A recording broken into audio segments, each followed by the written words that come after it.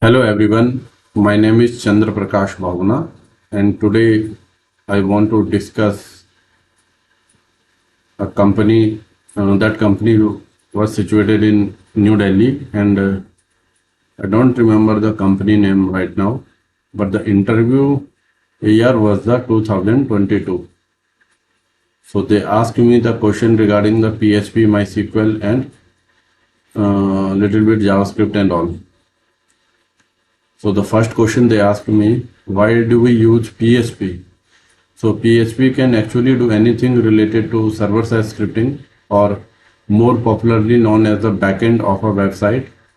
For example, PHP can receive data from forms, generate dynamic pages, content, can work with databases, create session, send and receive cookies, send emails, etc. The second question they ask me, what are the main JavaScript libraries? So jQuery is probably the most popular JavaScript library out there, which provides so many features for modern day development. So we can use jQuery API for event handling, animation and manipulation of the HTML documents, also known as a DOM. So besides this, jQuery is being used with the Angular and React app building tools also. The third question they ask me, what are the libraries of CSS?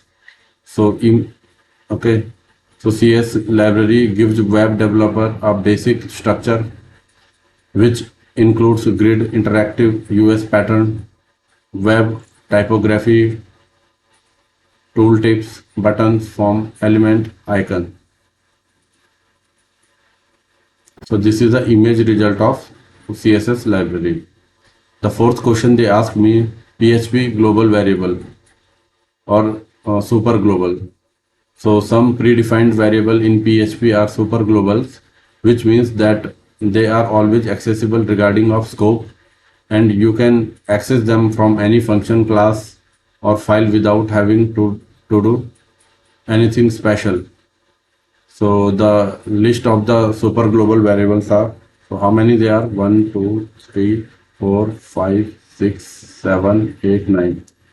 So we have the 9 super globals in PHP. So these are the dollar global, dollar server, dollar request, dollar post, dollar get, dollar files, dollar env, dollar cookies, dollar session. Okay, so remember only the dollar globals is there. After that, every super globals prefix is dollar underscore and then server request post get files env cookies and session.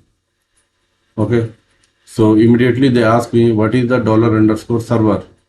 So dollar underscore server is a PHP super global variable which holds information about the headers, path and script location. So you can write it for remember HPS.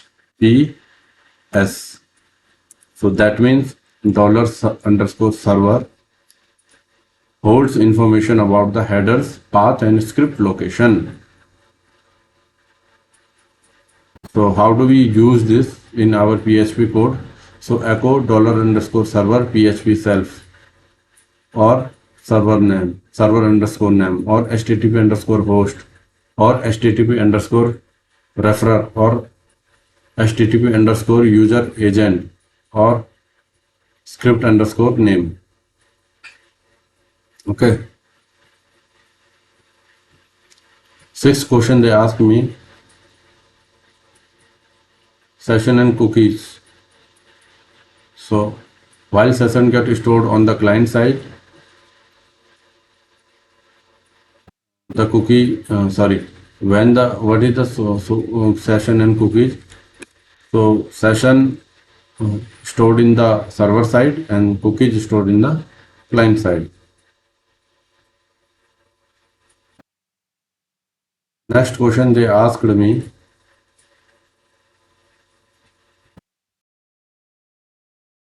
so they asked me what is the session and cookie. So session stores data server side for the logged in users and cookies stores data client side on the user's browser for both logged in and non-logged in users. So the seventh question they ask me where our session stores. So the location of the dollar underscore session variable storage is determined by the PHP session dot save path configuration. Usually this is in slash temp or on a Linux Unix system. Use the PHP info function to view your particular settings. If not 100% sure, by okay. So file with this content in the document root of your domain.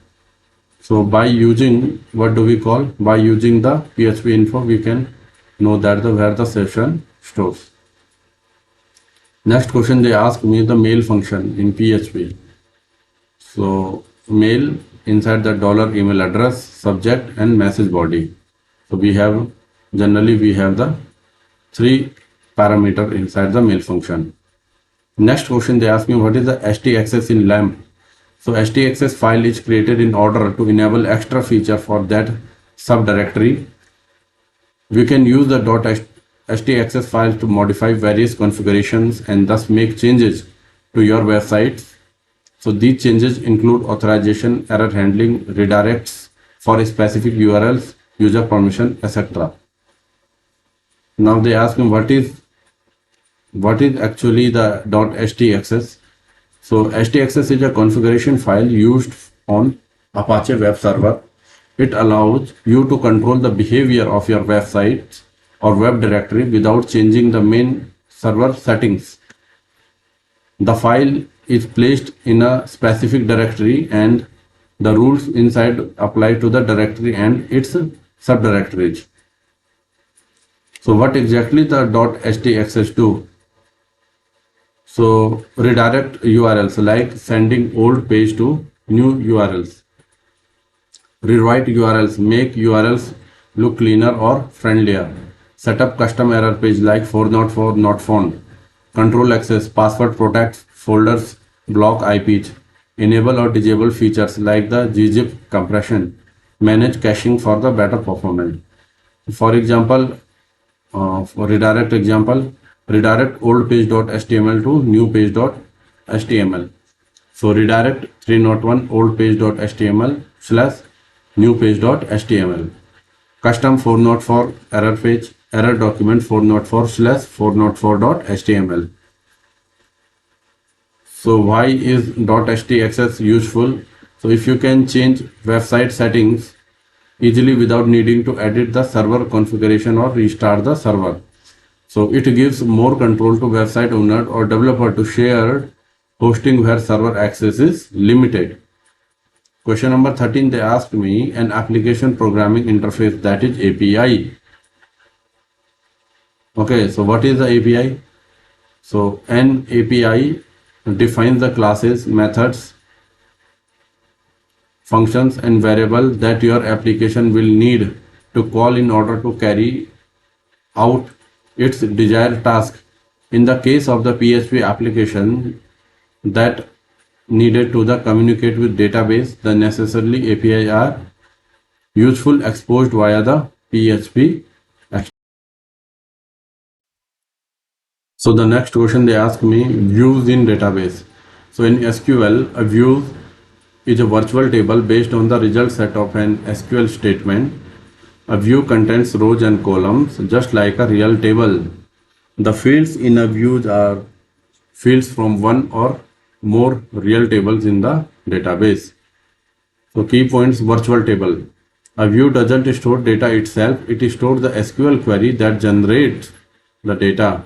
Based on a query, it's generated using a select statement that pulls data from one or more tables. No data storage. A view doesn't store data. It shows a dynamic result set based on the underlying tables. Question number 15. Why do we use views? So simplifies complex query. You can store complex joins and query as views and then access them like the simple tables. Improve security. By restricting access to the certain columns or tables, you can create views that only show the necessarily data. This is very important line. Why do we use views? By restricting access to certain columns or tables, you can create views that only show the necessary data. Data abstraction. Views provide an abstraction layer, meaning the underlying table structure can change without affecting how users interact with the database. So simple, why do we use queries? Complex queries, improve security and data abstraction. So in SQL, views are typically read-only, but in certain cases, you can update a view. However, there is limitation depending on the complexity of a view and the database you are using. So when can you update a view? So we can update a view if the view is based on single table. All the view does not include any aggregation, for example, group by, no joins or no distinct, and no subquery in the select statement. Or all the columns of views are updatable, meaning the underlying table allows modification through the view. When can't you update a view? You cannot update a view if it involves multiple tables, like joins between tables. It uses aggregate functions like sum and count. It includes distinct group by complex subquery. The view is based on a compound on a computed or derived column, example concat or case expression. So the summary is you can update view if there are a simple single table or no joins or no aggregation. For more complex views like joins, subqueries, aggregation, you cannot directly update them. Question number 16, data types in MySQL. So in MySQL, there are three main data types: string, numeric, date and time. String, numeric, date and time. So S and D, you can remember it like S and D. Okay. So we have generally three type of data type.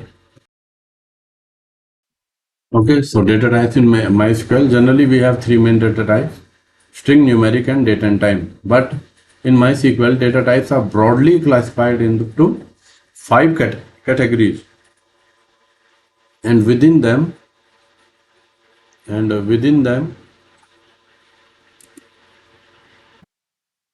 there are over 40 specific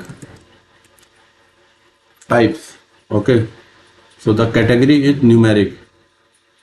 So common types: int, tiny int, float, decimal, big int. So these comes under the numeric. Then string or character. So common types included char, varchar, text, enum, set. Third, date and time. Date time, timestamp, year, time. Fourth is the binary or blob. Binary, var binary, tiny blob, long blob. And fifth is the JSON or spatial. So JSON, geometry, point, line string, etc. Question number 17, they asked me store procedure. Okay, so these are the triggers. So then they ask me, what is a trigger? A trigger is a code associated with the insert, update, delete operation, that is IUD. So a trigger is a stored procedure in database which automatically invokes whenever a special event in database occurs. For example, a trigger can be invoked when a row is inserted into a specified table or when certain table columns are being updated. So when do we use trigger? A trigger is same, this one the IUD, this is asking. Okay, stored procedure in database which automatically invokes whenever the event, okay, database occur. So example,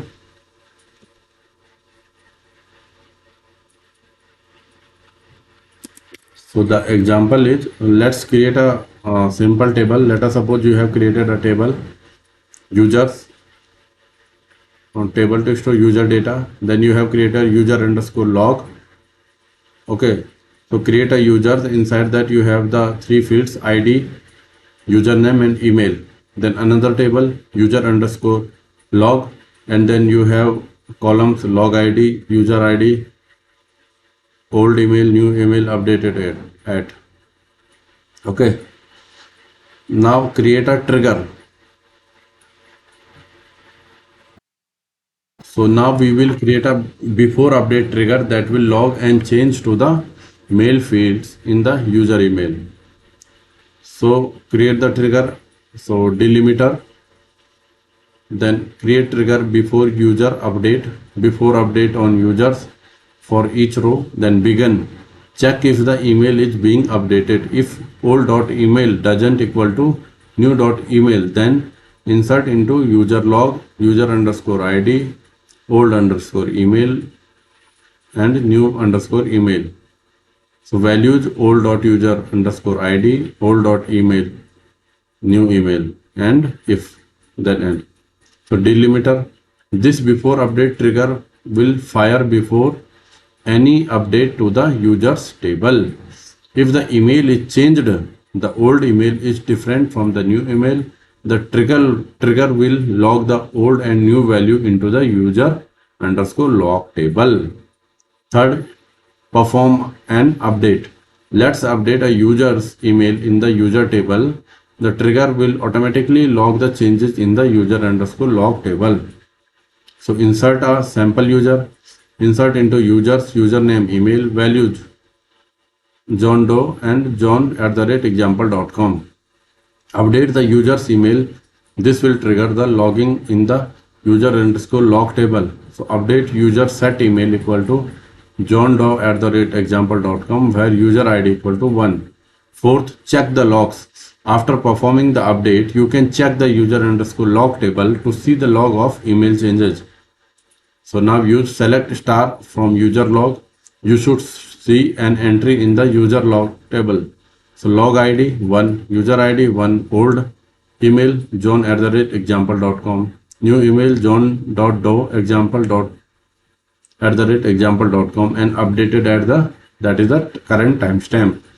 So summary is we created two sample tables, users and user underscore log.